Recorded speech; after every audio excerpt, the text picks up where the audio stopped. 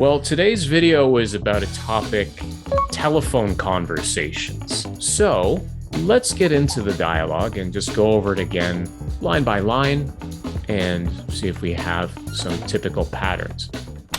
The receptionist, as I started out with, "Good morning, ABC company, John speaking. How can I help you?"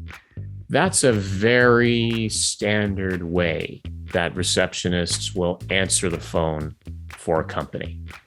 Good morning, company name, first name speaking. How can I help you? Now, in the case of where we were talking on the phone here, you said Mr. Suzuki, and of course, that's perfectly fine. Many times, depending on the relationship, like we've talked about in previous videos, it's common to use maybe the full name or even the first name, depending on the situation. So, hi, could I speak to Takeshi Suzuki? Or could I speak to Takeshi, please? Depending on the size of the company and if they know your familiarity with the other person, of course. And of course, going on to the receptionist saying, "May I ask who's calling, please?" Or "Can I ask who's calling, please?" "May I ask who's calling" is a little more polite. "Can I ask who's calling?" as opposed to say, "What's your name?" This is very direct.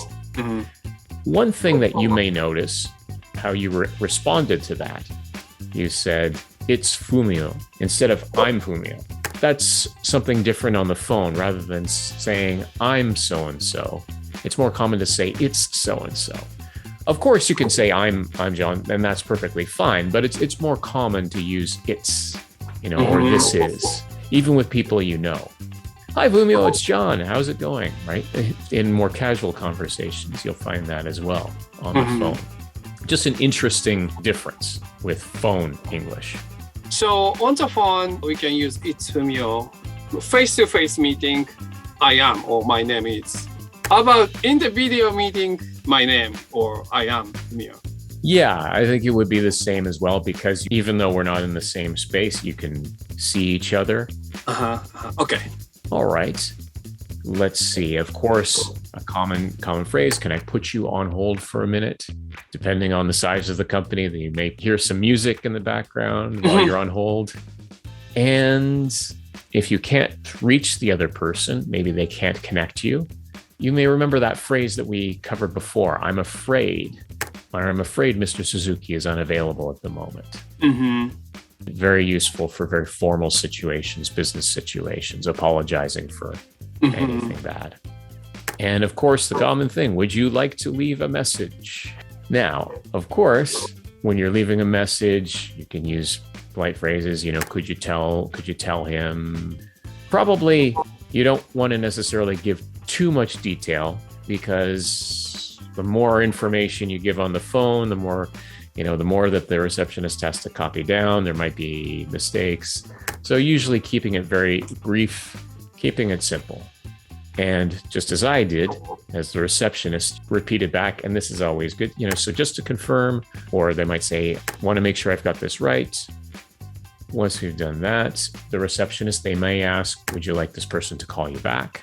Then that's an opportunity and they'll often ask if they have your number. And that's another time to confirm that. Usually they will repeat the number back to you. Now, in the dialogue there, I had everything correct. But of course, if I misunderstood, feel free to correct them. No, it's 090. Notice what I did with the tone there? 090.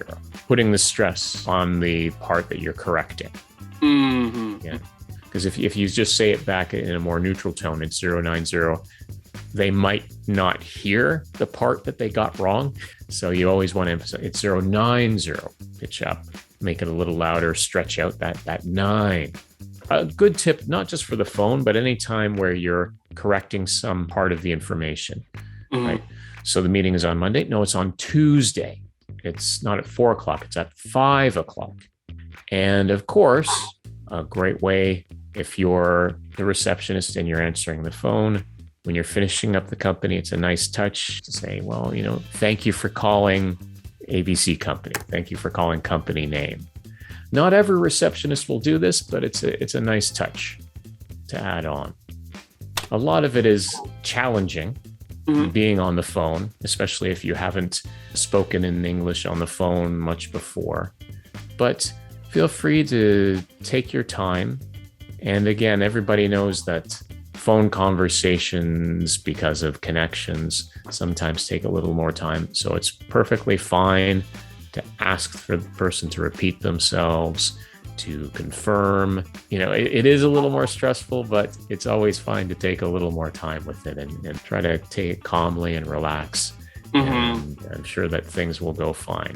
And after you've had more practice with it, like anything else, you get more comfortable with it. And certainly that's what I've found when I've had a few phone conversations in Japanese. And certainly it's more difficult, but once you get some of the basics and you understand how a lot of the things are quite similar, that does help to make it easier, especially like calling a receptionist. Thank you. Yes. Well, it's been a great pleasure, and looking forward to sharing more ideas and more content with Business English in the future. Yes, thank you very much.